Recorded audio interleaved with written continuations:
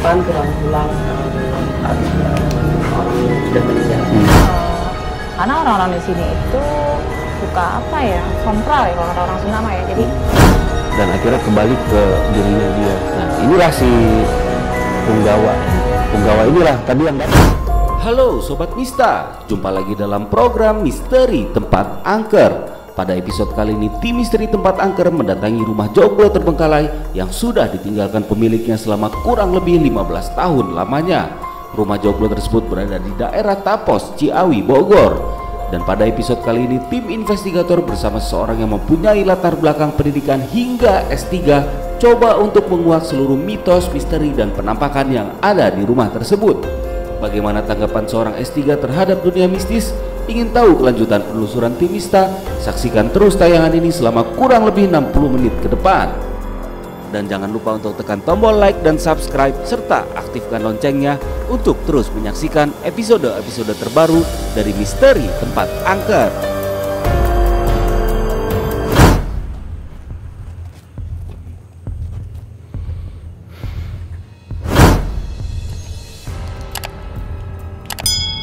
Assalamualaikum warahmatullahi wabarakatuh. Apa kabar Sobat Mista dimanapun kalian berada? Pada kesempatan kali ini, tim Misteri Tempat Angker sedang berada di Villa Joglo Terbengkalai yang berada di daerah Tapos, Ciawi, Bogor.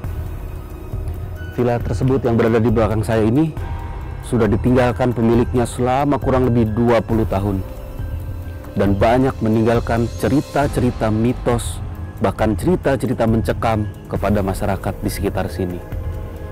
Bahkan baru saja tadi kami sampai di sini,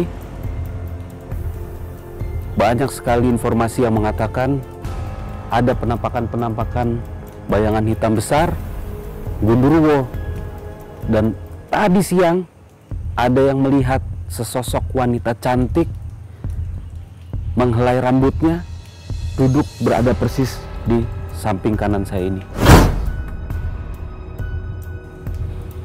Untuk itu, tim Misteri Tempat Angker hadir untuk menguak fakta atau mitos yang berada di Villa Joglo ini. Saksikan terus tayangan kami selama 60 menit ke depan. Jangan lupa untuk klik like, komen, dan subscribe. Oke Sobat Mista, sekarang saya sudah berada di depan pintu masuk Villa Joglo Terbengkalai di belakang saya ini. Tapi seperti biasa, saya melakukan penelusuran ini tidak sendirian. Saya akan ngajak konsultan spiritual saya, ada Teh Nara di sini, Teh. Oke, Teh Nara. Sekarang nih di belakang kita ini adalah pintu masuk. Sebelum kita mengetahui isi dalam Villa Joglo ini, saya dapat informasi dari mungkin penjaga dari villa ini bahwa villa ini tuh sudah berdiri dari tahun 96. Dan villa ini adalah merupakan replika yang ada di Jawa Tengah. Kemudian dibawa nih ke Tapos ini, Ciawi ini. Mungkin ya kalau saya lihat, mungkin dulunya villa ini selain dijadikan tempat peristirahatan untuk keluarga yang ada di sini, salah satunya adalah dijadikan sebagai cagar budaya kepada masyarakat sekitar. Tapi informasi itu ternyata hanya bertahan 1-2 tahun, dan akhirnya villa ini terbengkalai dari tahun 98 berarti sampai hari ini. Nah, untuk itu ada Teh Nara di sini. Gimana? Saya pengen tahu nih dari versinya Teh Nara sendiri sebelum kita masuk ke dalam, apa yang Teh Nara rasakan? jadi villa ini memang sangat mistis ya, Ayah. Dari luarnya aja, dari kayu-kayunya kita udah merasakan memang kayu ini memang bukan kayu yang biasa gitu. Jadi memang sudah ada isinya. Kan ini kayu-kayunya ini terbuat dari kayu-kayu tua dan memang kayu pilihan. Dan kayu tua itu memang sudah ada penghuninya. Bila kita hubungkan dengan ini ya, dengan mistis tersebut. Nah kemudian baru aja saya mencium sesuatu kayak bau amis gitu, kayak ada apa, amis daging kambing ya. Baru banget. Nah barusan aja kan pintu ini masih tertutup ya. Tapi di dalam itu udah rame. Oh, di dalam udah rame. Berisik, ada suara anak kecil. Pokoknya rame. Entah kita nggak tahu nanti kalau kita buka seperti apa gitu di dalam ini. Jadi memang walaupun memang kelihatannya kecil dari luar, tapi memang ini banyak banget yang bisa kita gali tentang sejarah ini. Artinya Villa Joglo ini meninggalkan banyak sejarahnya sebetulnya, yang bisa kita ungkap hari ini. Kalau dari segi keangkerannya sendiri, menurut Teteh gimana? Kalau menurut saya sangat angker ya. Justru malah sangat angker. Sangat angker. Jadi ya ini bukan setan-setan biasa yang seperti kemarin-kemarin kita yang ini. Kayak di episode sebelum kita di kan, gedung kremasi ya. Iya betul. Itu kan dari luar-luar aja itu yang umum gitu ya. Tapi kalau ini memang satu memang dari kayunya, kedua memang sepertinya di sini ada lukisan-lukisan tua ya di dalam ini. Saya sih belum tahu jujur. Nah, itu sepertinya ya, saya juga belum ini gitu ya. Dan semuanya itu nanti kita bisa ungkap deh. Sepertinya mereka tuh ingin menyampaikan sesuatu. Gitu. Oke, itu saya pegang nanti buat kita bahan ketika kita masuk. Tapi ini ada yang menarik Teh. Kita juga ternyata nggak berdua. Jadi ada satu orang lagi, wanita, usianya masih energik, dari salah satu pejabat pemerintah instansi yang ada di DKI Jakarta di bidang kebudayaan.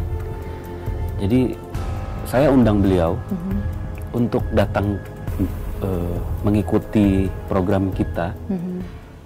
Beliau ini sangat penasaran sebetulnya dengan apa yang beliau rasakan. Nah, cuman kan dengan latar belakang beliau yang ya, artinya beliau sekolah juga nggak cuman setahun 2 tahun gitu, gelar title beliau sampai S3 malah. Tapi ketertarikan beliau di program ini sangat luar biasa. Kalau saya sih nggak ketemu dengan orang yang gelar pendidikan tinggi tapi mau ikut beginian. Saya sih nggak ketemu gitu. Makanya kita langsung aja coba undang. Ada Ibu Tinia Budiati. Silakan Ibu. Apa sih Bu? Saya langsung aja ya. Sebenarnya apa sih yang membuat ketertarikan Ibu untuk mau ikut melakukan sama-sama penelusuran di program Misteri Tempat Angker ini? Padahal kalau dipikir ya, kalau disangkut pautkan dengan konsep pendidikan ini mah nggak akan kena gitu. Tapi apa sih yang membuat Ibu itu tertarik gitu? Penasaran gitu juga jadi. Terima kasih sebelumnya saya sudah diundang di sini sebagai tamu ya, yang diberi kesempatan untuk merasakan dan memiliki pengalaman tentu di satu dunia yang selama ini saya tidak pernah geluti ya. Memang bahwa saya punya ketertarikan itu secara pribadi untuk mengetahui lebih jauh, karena kita sebagai manusia kan memang diwajibkan untuk terus belajar. Kebetulan memang untuk dunia nyata yang kita selama ini menggunakan nalar itu udah saya jalani sampai tingkat yang paling tinggi ya. Tapi saya masih penasaran lagi karena apa? Banyak hal-hal pengetahuan yang tidak cukup hanya kita bisa peroleh informasinya dari nalar. Ada sesuatu kekuatan lain yang ini memang juga kita harus akui bahwa ini adalah ciptaan Tuhan juga, Allah juga yang menciptakan. Yang ini kita juga harus pelajari juga gitu. Dan ini akan menambah kita untuk lebih bijaksana di dalam menjalani kehidupan ini. Nah, oleh sebab itu kepenasaran saya itu membuat saya berusaha untuk mencari sesuatu yang selama ini saya tidak dapat. Dan kebetulan saya tertarik juga bagaimana untuk mengungkap hal-hal yang selama ini tidak bisa dijawab dengan nalar. Nah, itulah yang membuat saya tertarik untuk masuk ke atau bergaul dengan bergabung ya teman-teman yang memang mempunyai kemampuan itu. Kebetulan kalau memang visi misi itu, insya Allah Teh Nara akan coba membantu Ibu untuk mengungkap tuh. Karena memang balik lagi persoalan yang tadi Ibu bilang, kalau disangkut pautkan dengan background pendidikan tuh nggak akan kena. Karena ini pasti di luar logika. Tapi di balik luar logika itu ternyata ada juga yang menjadi kenyataan seperti itu kan. Nah, Untuk itu karena tadi saya tertarik, Ibu ini pernah menjabat di salah satu instansi pemerintah yang ada di DKI, khususnya di bidang kebudayaan ya Ibu ya. Saya mau tanya dong Ibu, Ibu asal usul di Joglo itu, rumah Joglo itu seperti apa sih Bu sebetulnya? Ya, kalau kita baca literatur, memang rumah Joglo ini kita tahu ini adalah salah satu rumah tradisional orang Jawa atau yang di Indonesia, karena prinsipnya itu hampir kalau kita kaitkan dengan beberapa rumah tradisional di beberapa pulau itu hampir sama. Kita lihat di sini ini adalah rumah yang kalau kata Joglo sendiri itu tajuk dan loro. Tajuk kata dua dari dua kata, tajuk dan loro. Jadi dua tajuk, dua puncak. Nah itu memang prinsip untuk membuat rumah tradisi itu adalah prinsip yang paling sederhana dengan 4 tiang. Kemudian baru ditambahkan bagian-bagian pinggirannya. Nah ini teknologi yang paling sederhana ya. Dan ini memang banyak ditemui di Pulau Jawa, terutama kalau kita lihat di belakang ini adalah Joglo dari Jawa Tengah. Ini dari Jawa Tengah. Karena kita lihat dari dekorasinya itu sangat rumit dan seperti 3 dimensi. Kemudian dia menggunakan motif yang sulur-suluran, patma, bunga-bungaan, dan ini pengaruh dari Hindu. Oh, ini pengaruh dari Hindu. Jadi kita lihat di sini ini sebenarnya hanya sebagian dari rumah Joglo itu. Jadi ini rumah utamanya, karena bagian-bagian lain seperti pendopo dan sebagainya sudah tidak ada di sini. Nah, kalau saya pelajari ini bukan berasal dari daerah sini. Gadok sendiri, Jawa Barat ya? Bukan Jawa Barat. Jawa Barat sebenarnya yang seperti ini, karena mereka rumahnya sangat simpel. Kalau ini dari Jawa Tengah, dan mereka biasanya menggunakan kayu yang utama yang paling banyak di Jawa adalah kayu jati. Dan kayu jatinya itu kayu jati yang sudah usia ratusan tahun. Sehingga memang mereka pada zaman itu membuat bangunan itu dengan memilih kayunya dan memotong kayu itu mereka juga dengan ritual. Artinya setiap tiang, setiap balok kayu ini mereka mempunyai satu kekuatan magis.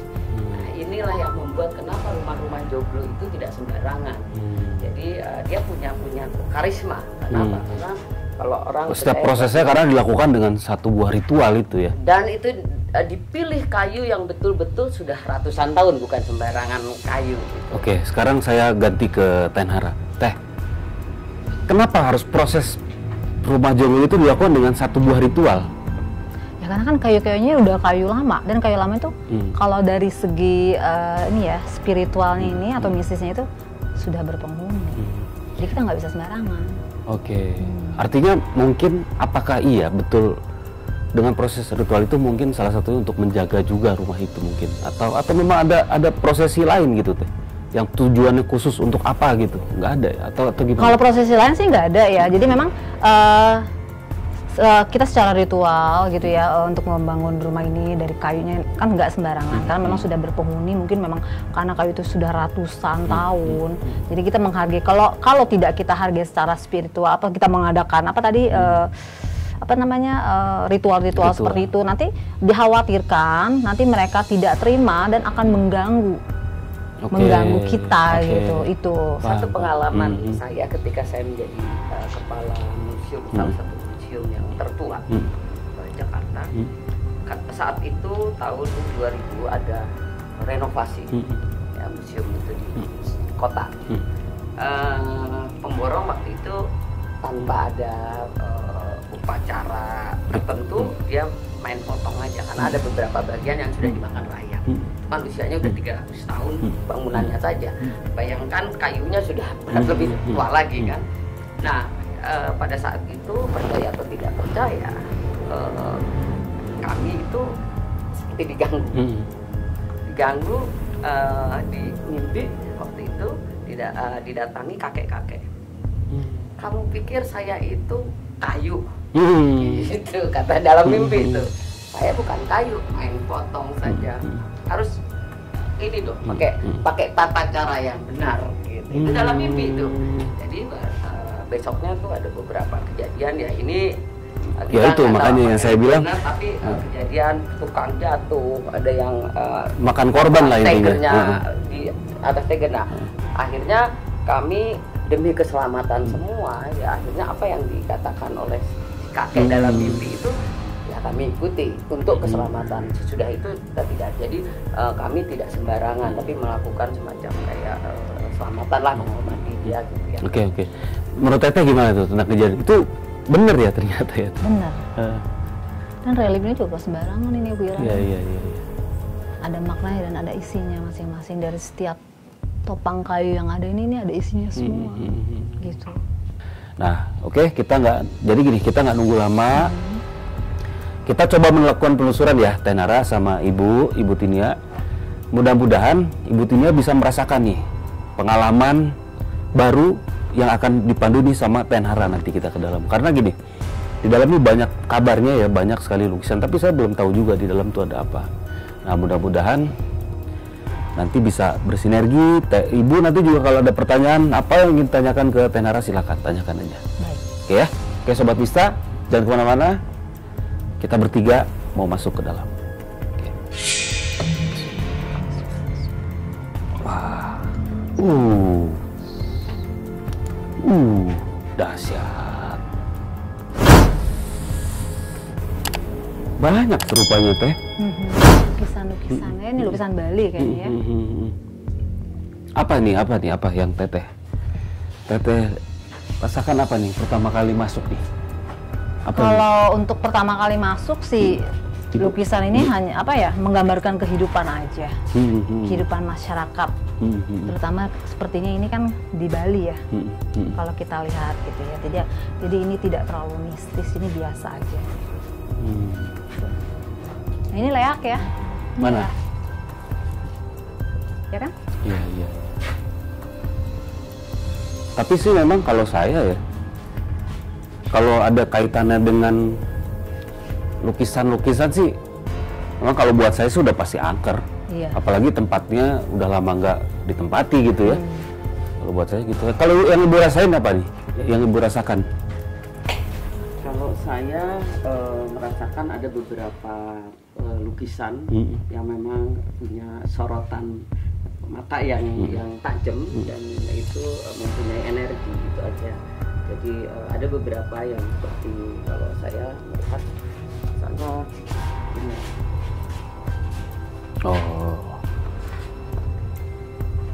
Kemudian ada satu lagi. Oke. Terus Teh, kira-kira dari ruangan ini mau kemana lagi kita? Ada ruangan-ruangan yang Teteh anggap ini nggak lumayan agak mistis ya?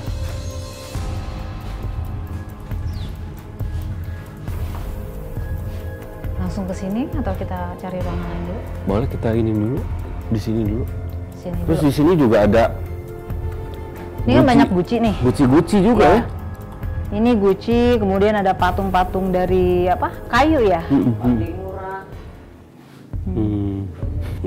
Tahu nggak nih Bu, dari mana asalnya dia? Kalau dilihat dari ukirannya. Ya, kalau kita lihat bentuknya ini mereka dari Annam itu daerah Vietnam ya. Dan ini punya glasiurnya bagus sekali, rapih sekali. Glasiurnya bagus, rapih. Nah, kalau ini kita lihat ini kan masih agak kasar ya. Kalau ini asli. Ada beberapa seperti yang tadi yang saya katakan ini baru ya. Apalagi itu ketahuan sekali. Ini kita tahu ini impor dari Cina. Kalau ini kan untuk hiasan ya. Ada tempat menyimpan, biasanya itu tempat menyimpan tulang-tulang para penyimpan. Kalau dari sudut Teh Nara, apa yang Teh Nara rasain? Itu kan tadi kita berdasarkan dari kebudayaan sejarah ya. Sejarah ya. Kalau Teh Nara sendiri apa yang Teh Nara rasa? Maksudnya ini ada isinya atau enggak gitu? Iya. Dari segi mistis gitu Mistisnya ya. Ada beberapa yang diisi, 3 ya. Tapi patung-patungnya semuanya berisi. Ya. Nih. Ini nih. Saya melihat ini yang mungkin bisa dilihat dari depan. Ini ada ya. Kemudian sebelah sini ini ada. Apa Teh yang apa nih? Perwujudannya apa? Karena dulu pematung itu ketika mereka memahatkan itu mereka dengan doa. Makanya mereka punya kekuatan biasanya. Oh gitu. Kalau dari sudut pandang seorang konsultan spiritual apa teh? Ya ini hidup. Hidup ya? Ya hidup. Jadi boleh percaya atau tidak, ketika sepi atau ketika malam penghuninya keluar. Oh iya. Bisa jalan-jalan. Ini nyambungnya ada tadi juga ada salah satu warga bilang mungkin kaitannya ke ini ya. Katanya ada buci-buci itu jadi bergerak gitu di sini. Iya. Terus lukisan juga terkadang goyang, bahkan sempat roboh sendiri padahal sini kan tertutup nggak ada angin gitu. Mungkin itu kali ya teh kaitannya juga. Di sini memang penghuninya banyak sih. Banyak ya? Banyak. Oke. Kita coba geser ke ruangan lain kali ya. Karena guys, ini tuh gokil ya tempatnya. Dari lukisan-lukisan aja tuh mungkin ya ini harga nilai jual daripada tempat ini sini tuh gila, nggak kebayang kali ya. Nih guys, ada 1, 2, 3, 4, 5 guci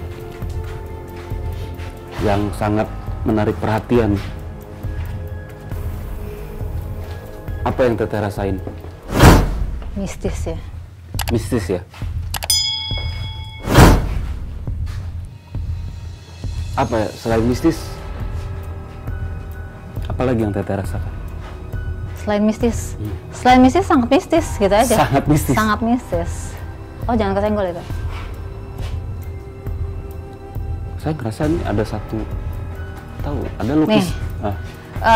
Kita melihat ini apa nih? Patung atau apa? Singa ya? Singa penjaga biasanya kalau di depan. Ada dua singa di sini. Kiri kanan kita ya singa. Kalau yang ini baik, maksudnya dia tidak terlalu galak ya. Nah yang ini nggak boleh kesenggol. Yang ini? Ya hati-hati, kita jangan menyentuh atau dengan bagaimana, jangan. Apa yang diakibatkan kalau ada yang nyenggol, menyentuh? Mereka ini kan punggawa ya, atau penjaga pintu. Dua-duanya ini penjaga pintu gitu. Jadi memang tugas mereka menjaga pintu. Jadi kalau kita yang petantang, petenteng atau sombong, pasti mereka akan marah. Gitu.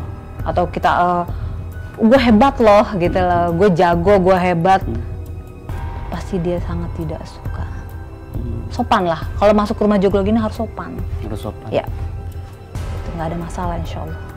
Biasanya kan ketika kita melakukan misteri tempat angker, untuk membuktikan angker atau enggak kan kita melakukan uji nyali. Kalau mohon maaf ya, kalau guci ini saya pindahin nanti ke sana boleh nggak teh? Kalau saran dari saya jangan disentuh, itu saran dari saya. Tapi silakan aja. Tapi kalau ada apa-apa saya nggak ini ya, angkat tangan saya. Kalau ibu sendiri nih apa yang ibu rasakan nih? Dari kita masuk udah setengah jalan kayaknya nih, udah memutari villa ini nih, apa yang ibu rasakan? Kalau saya memang kan dirasakan ada beberapa yang punya energi. Yang kuat ya. Terutama saya memilih beberapa ya, contohnya ini kayaknya lukisan ini. Itu yang saya rasakan ada energi sama ini guci.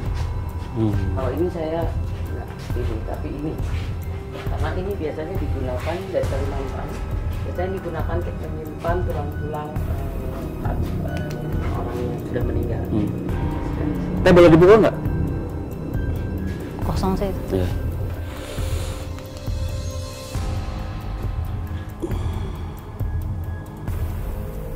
Nih guys, kira-kira dalamnya sih seperti ini. Tapi memang sih ya, kalau dilihat bentuk ini ya, ini gokil sih, handmade-nya.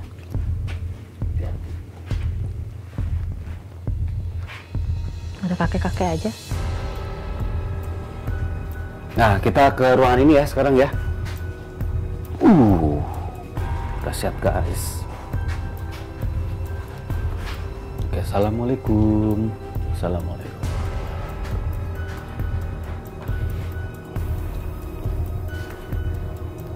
Nah, ini ada satu pertanyaan lagi dari saya teh.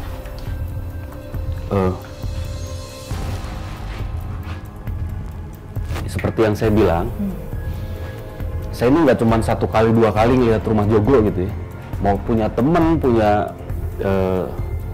kerabat atau siapapun gitu. Mungkin kalau dari 10 rumah joglo yang saya lihat, 8-nya itu kenapa harus ada lukisan Ibu Ratu? Jadi jika ingin menjadi atau memegang tahta raja di Jawa dengan waktu yang lama atau kekal gitu, harus berpermaisuri kan Nyi Roro Kidul tadi. Jadi di singgasananya atau harus ada 2 kursi atau singgasana Kanjeng Ibu Ratu Nyai Roro Kidul seperti ini. Jadi bukan hanya permaisuri yang asli, jadi hanya ada 1 yang dikosongkan, tapi kalau secara kasat mata memang kosong, tapi ini tidak kosong, sejatinya tidak kosong kursi itu. Seperti itu. Ya itu.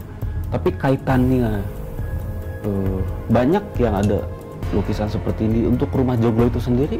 Ya karena kan penguasa Laut Jawa ya. Kosong pantai selatan. Lebih ke situ. Iya. Memang sih saya belum pernah melihat yang nggak ada ininya, pasti ada. Selalu ada. Gitu. Kalau Ibu apa ya, Ibu? Ibu ada komentar nggak? Atau yang ingin tanyakan ke Tenara? Saya lebih melihat ya, rumah joglo ini kan dimiliki oleh seseorang yang punya cita rasa seni cukup tinggi ya. Sehingga saya lihat dari koleksi-koleksi yang ada disimpan di sini itu dia ambil semua yang menurut dia mungkin tadi benar punya pengalaman hidup mereka atau dia yang tertarik. Dan keberadaan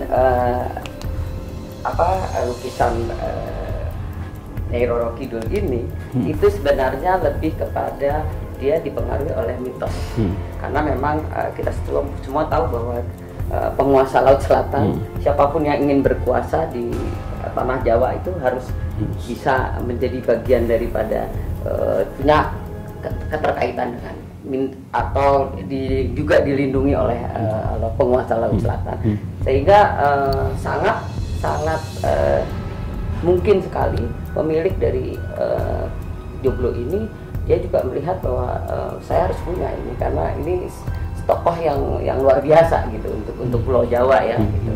Jadi ini lebih kepada koleksi tetapi juga punya pengalaman atau ketertarikan pribadi dari si pemilik. Karena kalau kita lihat besar lukisan ini dengan joglo itu sendiri, ini besar sekali harusnya tidak ditempatkan di sini. Dia harus ditempatkan di tempat yang dari yang terhormat. Ini saya melihat menyedihkan nih ekspresi wajahnya, kayaknya kurang dapat perhatian. Hidup loh, kayak ngikut loh, kayak sedih. Enggak kayak gini loh, kayak matanya tuh menangis. Saya bukan gini Bu, saya kesini dia nengok kesini gitu, saya kesini gitu, dia nengok ke saya gitu. Oke Teh, yang tadi saya bilang juga bahwa lukisan si Nyai Roro Kidul ini tuh berasa kayak ngikutin dari pandangannya dia tuh berasa dia tuh kayak kita tuh diikutin sama pandangan mata dia gitu. Kita kesana diikutin, kita kesini diikutin gitu. Apa sih sebenarnya Teh? Ada sesuatu nggak sih sebetulnya? Ada, memang kan beliau ini memang apa sih namanya? Ratu ya. Ratu di rumah joglo ini. Jadi semuanya itu hanya pengikut atau prajuritnya. Jadi semuanya tergantung titah dari beliau ini. Gitu ya, penguasa ya. Penguasa seperti itu. Tapi jangan coba-coba berbuat yang aneh-aneh atau bicara yang aneh-aneh di sini. Karena beliau di sini hidup. Ini? Ya. Bisa keluar kapan aja. Memang ada di sekitar sini. Atau berkeliling di sekitar sini. Atau bahkan ada di atas gitu ya. Tapi memang tiap ruangan di rumah joglo ini ada penghuninya masing-masing. Setiap ruangan? Setiap ruangan. Baik yang tadi kita ada guci biru tadi itu. Di guci, di ruangan tadi. Pokoknya semuanya di sini punya penghuni masing-masing. Jadi kayak kamar kos. Dan ini singgasana utama ya yang saya lihat di sini. Oh, di ruangan ini? Ya, singgasana utamanya. Makanya beliau ditempatkan di sini. Gitu sebenarnya seperti itu. Ada pesan-pesan yang beliau sampaikan nggak sih sebetulnya? Jangan berbuat yang aneh. Jangan berbuat yang aneh. Jangan berbuat yang aneh. Dan ada baiknya atau permintaan beliau rumah joglo ini dipindahkan ya. Oh, justru... Karena ini bukan tempat yang sebenarnya. Dia nggak cocok ditaruh di Jawa Barat. Oke. Gitu. Rumah joglonya berarti? Rumah joglonya. Okay. Bangunan berarti ya? Bangunan ya? joglo. Bangunannya itu, pesannya seperti itu. Jadi bukan ini tempatnya, makanya karena orang-orang di sini itu suka apa ya, sompral ya kalau kata orang Sunda ya. Jadi mana sih, mana, nggak ada dong, mana gitu. Ini saya ngeliat ini, ngeliat itu, dia nggak apa. Dia tuh nggak suka. Kalau memang yang gaib itu memang ada, jadi kita hidup berdampingan lah ya, gitu. Tapi jangan saling mengucilkan atau mengejek. Beliau nggak suka. Beliau tuh kalau tidak diganggu, tidak akan mengganggu. Oh, itulah sebabnya makanya banyak yang cerita dari warga tuh banyak ada yang sakit setelah datang ke sini. Iya. Itu karena orang yang datang itu sompral. Ya, sompral atau apa ya bahasa Indonesia? Mengganggu. Iya, maksudnya. Artinya takabur ya. Takabur, sombong ya, gitu ya. Sombong seperti itu. Sejatinya sih beliau ini nggak masalah ya sebenarnya ya. Jadi sebaiknya kita memang berbuat sesuai dengan bersikap dengan norma-norma yang ada. Kan setiap daerah tuh punya adat istiadat yang berbeda. Dari awal ini didirikan, ini bukan tempatnya. Itu pesannya seperti itu. Bukan tempatnya sesungguhnya, jadi nggak cocok gitu loh. Antara bangunan dengan kondisi tanahnya itu mereka tidak match gitu, nggak seperti itu. Itu aja sih. Dan di sini ada punggawa beliau gitu ya, 2 orang punggawa yang memang sangat galak gitu ya, galak, kasar atau kejam gitu. Tidak suka kalau misalnya si pengunjung itu seandainya gini, maaf ya, misalnya misal saya dari luar bilang, mana sih, gila kan gue keren banget nih gitu, keilmuan gue seperti itu, kita tanam lenteng, atau di luar sana gitu kita tanam lenteng. Beliau gak suka karena kan beliau tuh tahu orang ini sakti atau keilmuannya tinggi atau tidak gitu. Tidak usah seperti itu gitu. Jadi gini, kalau ada orang yang seperti itu di luar, coba masuk sini, pasti akan terjadi sesuatu.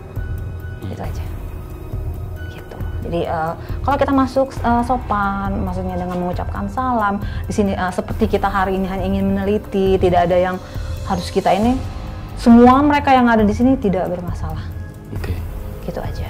Pesannya, ketika nanti kita mau melakukan satu pembuktian gimana? Boleh, tapi jangan menantang. Gitu. Kalau menantang nanti bisa kepala kita di bawah, kaki kita di atas. Wow. Bisa seperti itu. Silakan kalau mau buktikan, gitu. Itu aja pesannya. Jangan menantang. Boleh monitor, ini begini, ini seperti ini, menjelaskan untuk ke khalayak ramai atau ke publik gitu ya. Itu is okay, nggak ada masalah. Tapi jangan menantang. Pesannya dari itu seperti itu. Jangan menantang karena mereka semua di sini, mereka sudah hidup di sini memang sudah lama ya. Jadi masing-masing lah punya kehidupan masing-masing seperti itu. Itu pesan dari beliau. Kadang-kadang kan ada yang bertanya ya, maksudnya apa sih tiba-tiba kalau kita melihat lukisannya seperti sedang tersenyum gitu ya, terus seperti sedang menangis gitu kan.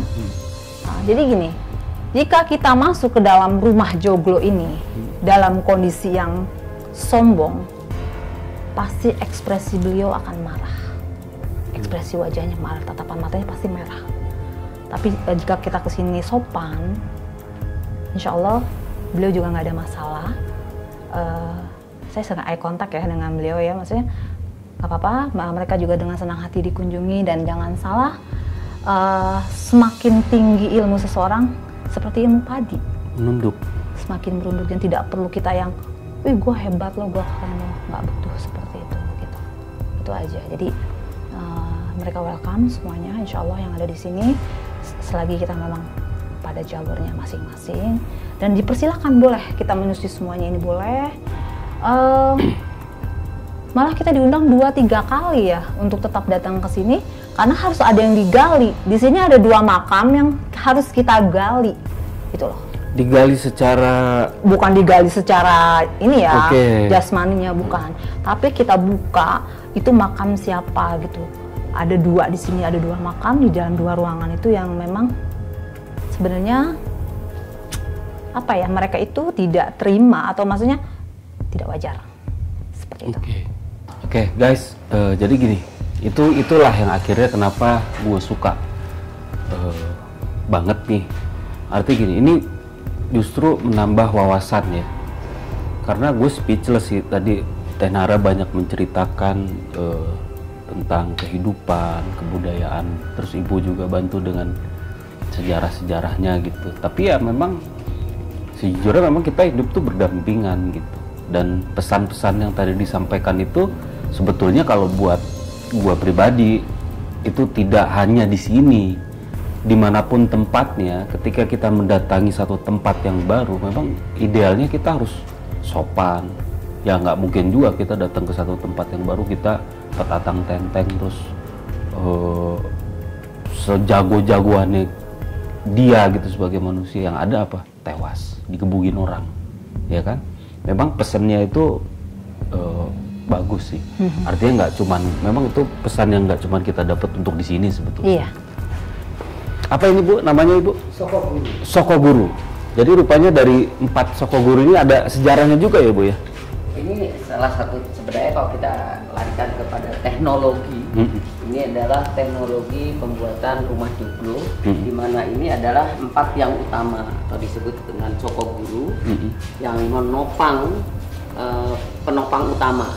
Jadi inilah penopang utamanya 4 Sokoguru ini, dan di bawahnya itu ada umpak-umpak atau yang disebut dengan tumpang sari, karena ini terdiri dari beberapa level. Nah, ini juga ada filosofinya. Kemudian ini yang disebut dengan tajuk loro. Tajuk Jadi loro. ini ada seperti puncak gitu, 2. Ini ada 2. Kalau kita joglo itu kan dari tajuk loro, jadi joglo, jadi 2 tajuk loro ini menjadi pusat daripada, kalau satu rumah adalah kekuatan magis daripada sebuah rumah. Ini laci. Kemudian kita lihat bahwa ukir-ukirannya di sini adalah ukir-ukiran sulur-suluran atau bunga-bunga yang biasanya melambangkan bunga-bunga surga, dan banyak juga ada simbol bunga Padma atau teratai. Nah, ini adalah bunga teratai, itu kan juga punya filosofi bahwa dia adalah bunga yang suci karena dia tidak di air tapi juga tidak di udara. Jadi dia ada di antara itu. Itu selalu digunakan sebagai simbol ketika itu agama Buddha, Hindu, mereka menggunakan Atma itu. Ini jelas sekali bahwa ini adalah pengaruh dari zaman Hindu. Jadi ini sangat penting 4 Sokoguru ini, karena ketika kita satu ambruk, ini seluruh bangunan akan ambruk. Udah pasti ambruk ya. Jadi ini adalah utama, dan kalau kita lihat ini sebenarnya bangunan joglo ini terdiri dari beberapa joglo. Karena beberapa bangunan sebelah itu juga sudah ada Sokogurunya. Dan biasanya ada pendopo di bagian depannya, tapi kebetulan di sini tidak ada ya bagian pendopo. Kemudian bagian dalam ini, kemudian juga atau jeruk, kemudian bagian belakang, samping-sampingnya ada emperan atau pinggir-pinggir. Nah, ini memang khas rumah orang Jawa. Dulu di sini ada untuk tempat keluarga, kalau menerima tamu sebenarnya tadi yang ada lukisan lukisan yang tadi kita bahas di sana, itu bagian menerima tamu. Jadi ini ada bagian keluarga sebenarnya. Oke, tuh guys, jadi ini benar-benar ya episode kali ini tuh Teh Nara mana ya? Pada episode kali ini saya ditinggalin Teh Nara, tapi dia balik lagi. Jadi episode kali ini tuh benar-benar spesial gitu, karena emang baru episode ini kita selain mengupas dari segi mistisnya, mitos dan mistis dari tempat itu, tapi kita juga mengupas nih sejarah kenapa ada Ibu? Sokogurunya itu sendiri. Artinya menarik banget. Terus kita coba, ini ada satu ruangan Teh. Ini merasa kayak saya tuh tertarik banget nih untuk masuk ke ruangan itu, tapi nggak tahu di dalam situ ada apa juga sih. Itu kalau uji nyali di situ aja. Di situ. Ya udah kita lihat aja. Kita lihat satu ruangan ini nih. Ada satu ruangan lagi nih. Nah, ini ruangan ini apakah bersebelahan dengan yang tadi Teteh bilang ada makam itu Teh? Ada 2 memang sih. Nah, ini nih. Di situ dan di sini memang. Oh di sini? Sini sama di situ. Nah ini ya. Nih, kita baca ini. Nah ini ruangan yang memang ngebuat saya tertarik banget nih untuk masuk ke dalam ruangan ini gitu. Cuman nggak tahu ada apa teh di ruangan. Ada apa? Ini kan ada lukisan wanita ya. Wanita sedang bersedih. Dan wanita ini sepertinya habis melahirkan kemudian meninggal. Dan sekarang berkeliaran. Menjadi, kalau sekarang kuntilanak ya? Kuntilanak? Ya. Nah wanita ini. Jadi sekarang, sebenarnya arwah penasaran kali ya. Karena mungkin gimana. Tapi sebenarnya kalau secara Islami kita melihat orang meninggal tidak jadi apa-apa kan gitu ya. Sudah gitu. Tapi ini setannya seperti itu. Jadi sampai sekarang masih berkeliaran. Yang suka berkeliaran ini. Gitu ya. Dia akan kembali menjelang subuh, akan kembali lagi. Siapa teh? Dia siapa? Dia siapa? Oh. Namanya ya? Iya. Ayuning Tias. Dia? Nah di sini di tanah ini ada sesuatu di ruangannya. Teh, ini bisa nggak kita lakukan mediumisasi ini, memanggil? Oke guys, sekarang kita coba lakukan mediasi kepada Ibu Tinia untuk coba memanggil si Ayuning Tias ini. Yang tadi Teteh cerita, Ayuning Tias ini dia berkeliaran nih guys. Dia berkeliaran, terus pulangnya subuh. Gua nggak ngerti pulang subuh. Mudah-mudahan si Ayuning Tias ini adalah jin muslim, dia pulang subuh karena mau sholat subuh guys. Kalau enggak, ya nggak tahu lah. Makanya kita coba lakukan pembuktian ke mediumisasi ke Ibu Tinia. Tapi guys, nih gue garis bawahi ya. Mediumisasi itu bukan satu hal yang mudah untuk dilakukan. Sekalipun dia berilmu, mediumisasi itu tergantung semua pada proses yang dilakukan, yang si mediumisasinya itu sendiri. Kalau si mediumisasi tersebut yang tadi gue bilang dia dalam kondisi tegang segala macem, udah pasti nggak bisa. Nah kita nggak pernah mau memaksakan dan kita ya buka aja. Kenyataannya memang seperti itu. Karena kalau suatu yang dipaksakan nggak enak guys, sakit. Oke, kita coba langsung.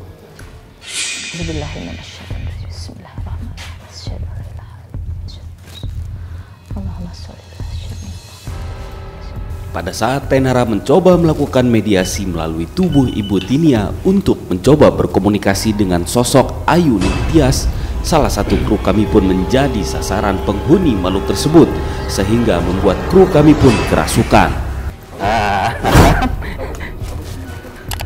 Kan? Nah, siapa nih? Soalnya penasaran. Ayuning Tias itu siapa? Hah? Ini pegawai yang dari bawah ini. Jangan mana? Tahan dari mana? Kan lebih bahaya dia kalau ke sana. Assalamualaikum. Siapa ini? Siapa? Assalamualaikum. Hah? Siapa yang ada di sini? Siapa? Hah? Kamu siluman ya? Siapa kamu? Hah? Siapa yang ada di sini? Oh, tidak bisa. Siapa? Nggak bisa. Nggak boleh loncat. Nggak boleh. Kalau bahaya saya keluarin lagi. Ya. Udah ngomong aja. Ada apa? Mau ngapain? Hah? Hah? Mau ngapain?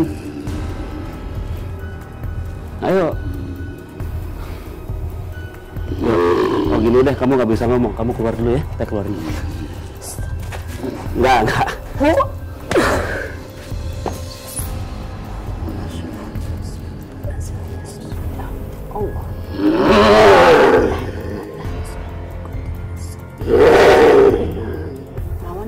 Enggak. Lah kita keluarin dulu. Dah. Hubungi atau Ya, dah. Masya Allah. Nah, dia nggak bisa ngomong soalnya kalau yang ini.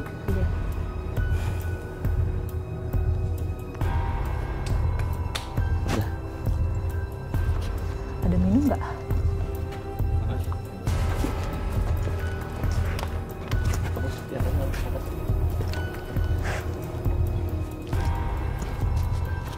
Apa teh ini yang maksudnya? Itu harimau. Harimau juga ya. Punggawa yang di bawah tadi. Yang ini nih, yang ada Oh, yang Gucci itu ya? Gucci itu, ya yang sebelah kanan ini.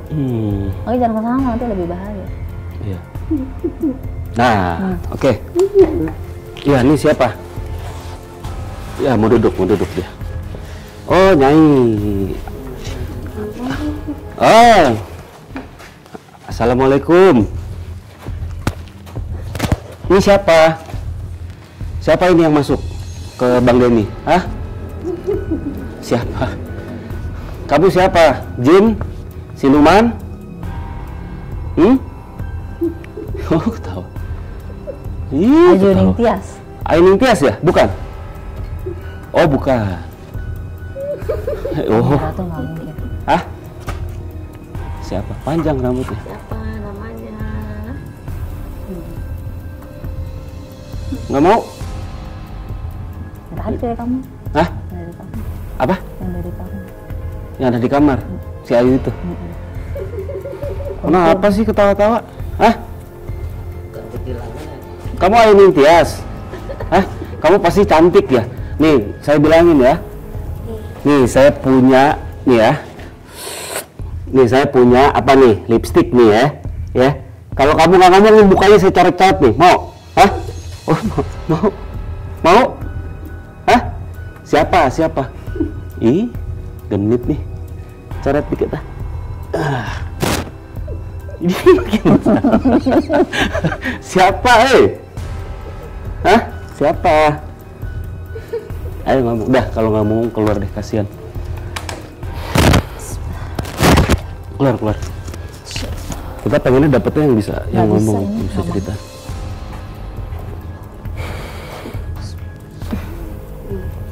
Kayak masuk lagi.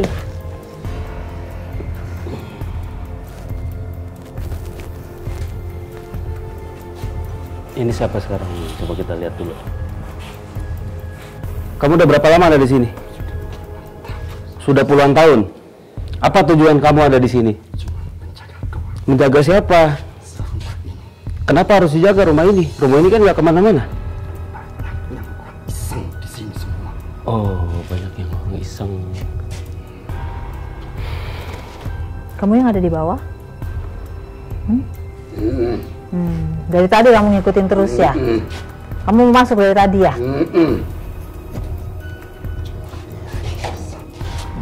Ada yang mau kamu sampaikan? Gak ada. Udah. Sekarang apa? Mau kamu apa? Mau Kamu keluar ya? Kamu keluar ya. Sekarang nih saya bilang, di sini tidak ada yang perlu dijaga, ya.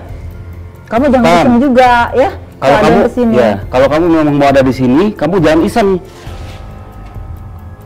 Kenapa geleng-geleng?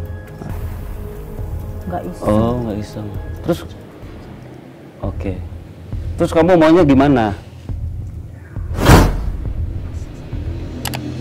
Apa dia bilang? Kenapa? Kenapa masyarakat sini? Terlalu banyak yang sombong. Masyarakat ini terlalu banyak yang sombong. Oh, oke. Ya itu mudah-mudahan tersampaikan. Ya udah gini, kamu keluar ya dari tubuh ini udah ya. Nanti kita Jangan sampaikan. kami ya. Ya, nanti kita sampaikan. Makasih ya. Makasih banyak ya udah di sini. Kita CS kan? Ya, udah teh keluarin teh. Ya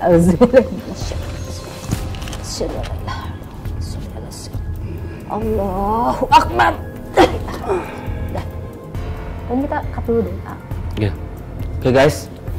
Jadi kita tadi udah bukan coba sih sebetulnya, karena tadi gue penasaran sebetulnya sama si sosok Ayu Ningtyas itu, sebab gue nggak percaya apa yang dia bilang kalau dia itu adalah sesosok Ayu Ningtyas yang dari mana tadi Ibu?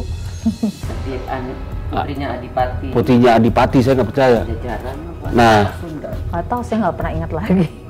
nah makanya tadi saya coba untuk berinteraksi, coba untuk memanggil random, manggilnya tuh random siapapun. Nah ternyata yang pertama masuk ke Bang Denny Macan ya teh? Macan, ya Punggawa. Punggawa. Ya. Tapi Macan itu karena nggak bisa berkomunikasi, teteh keluarin lagi. Terus saat proses pengeluaran masuk lagi. Siapa yang terakhir tadi tuh? Itu punggawa si tadi. Punggawa tadi yang akhirnya dia mau bisa komunikasi kan? Akhirnya dia mau bisa berkomunikasi sama kita gitu. Intinya sih maksudnya itu adalah beliau adalah penjaga di villa ini gitu. Nah, kenapa akhirnya bisa akhirnya mengganggu? Dah, ingat. Kenapa akhirnya bisa mengganggu? Karena memang banyak mungkin ya, Kang Ilham banyak ya sebetulnya yang udah melakukan pengujian di sini ya.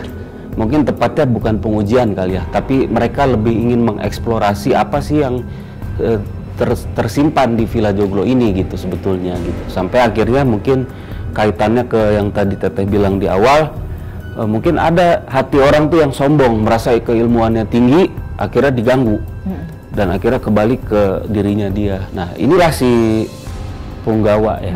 Punggawa inilah tadi yang datang nih, dia ngasih tahu bahwa jangan sombong, jangan menguji-uji, jangan ngetes-ngetes ya. Betul, tadi yang Teteh bilang, dimanapun tempat berada, kita berdampingan hidup.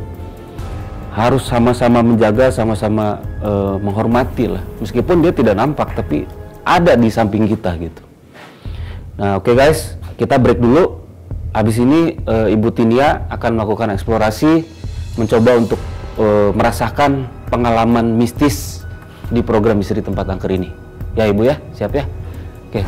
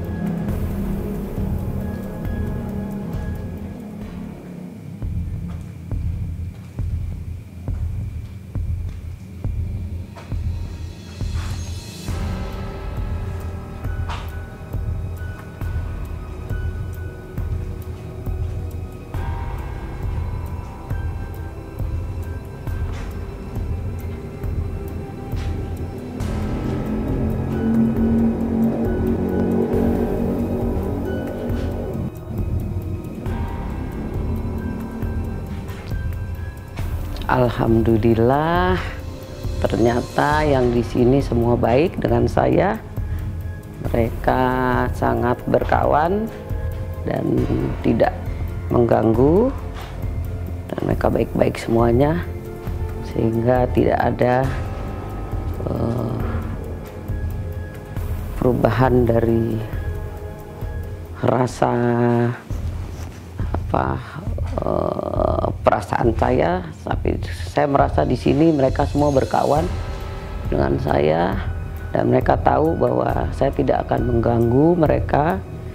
Ini semua untuk membuktikan bahwa makhluk-makhluk di sini, penunggu di sini, makhluk astral di sini baik-baik semuanya. Mudah-mudahan ini membuktikan bahwa mereka yang ada di sini sebenarnya tidak mengganggu. Hanya satu hal yang mereka inginkan, kita semua menghormati keberadaan mereka, sehingga mereka tidak akan mengganggu kita. Mungkin kalau yang diganggu itu ada sesuatu yang membuat mereka tidak suka ya, atau mereka merasa terganggu juga. Kalau kita saling menghormati, tentunya mereka pun menghormati kita, dan kita juga harus menghormati keberadaan mereka. Bukan berarti kita harus memuja, tetapi kita masing-masing punya dunia sendiri-sendiri. Oke, semuanya baik di sini. Mudah-mudahan ini menjadi pembuktian bahwa sebenarnya kita bisa hidup berdampingan, berdamai dengan mereka selama kita tidak saling mengganggu kepentingan masing-masing.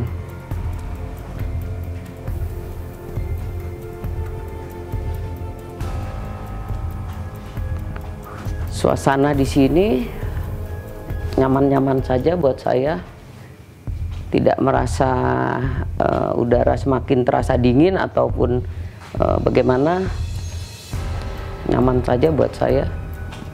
Karena memang sebenarnya sebelum ketika pertama saya masuk sini, saya sudah diterima lah oleh mereka, karena saya memang tidak punya tujuan untuk mengganggu mereka.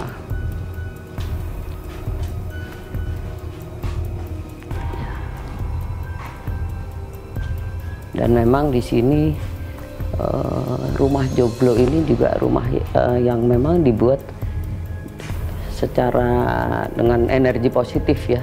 Kayu-kayunya pilihan, kemudian juga ada ritual yang membuat mereka, artinya rumah itu menjadi nyaman, karena rumah itu adalah tempat kita untuk yang memberikan satu keberkahan, memberikan hidup buat keluarga kita, dan juga memberikan rezeki, keselamatan, kesehatan. Jadi memang biasanya zaman dahulu ketika mereka membuat rumah, mereka selalu berusaha untuk yang terbaik dan dilakukan yang terbaik. Kayu-kayunya juga cukup kayu-kayu lama yang usianya sudah ratusan tahun. Kalau kita lihat di sini panjangnya cukup panjang ya, ini satu batang, yang berarti kalau satu batang itu berarti kita bisa bayangkan berapa besarnya kayu itu dan berapa ratus tahun umurnya, sehingga kita tahu ini ada satu kekuatan tertentu. Ya, inilah pengalaman saya. Ternyata saya tidak merasa ada yang mengganggu ataupun merasa ada energi negatif. Saya justru lebih merasakan di sini energi positif.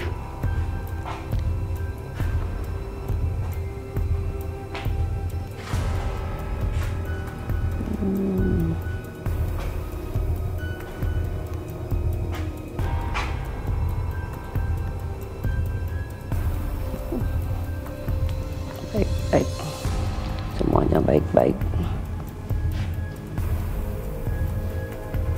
Oke, Sobat Mista, jadi kita